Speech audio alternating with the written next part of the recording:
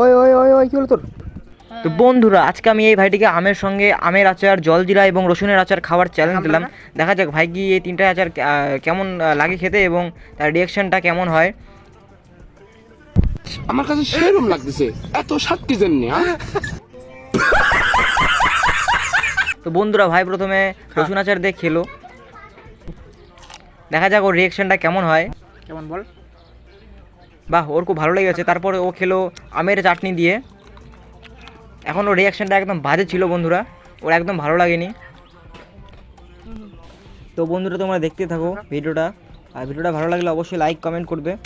তো ভাইয়ের খুব ভালো লেগেছিল আর এই আমটা খেতে। তো বন্ধুরা দেখো ওর কেমন লাগছে খেতে, দেখা যাক ওর কেমন রিয়াকশনটা কেমন হোক, দেখা যাক বন্ধুরা। এ কি, এই এই কি হলো তোর? ওই এ এ এ ভাই, এ ভাই, এ ভাই,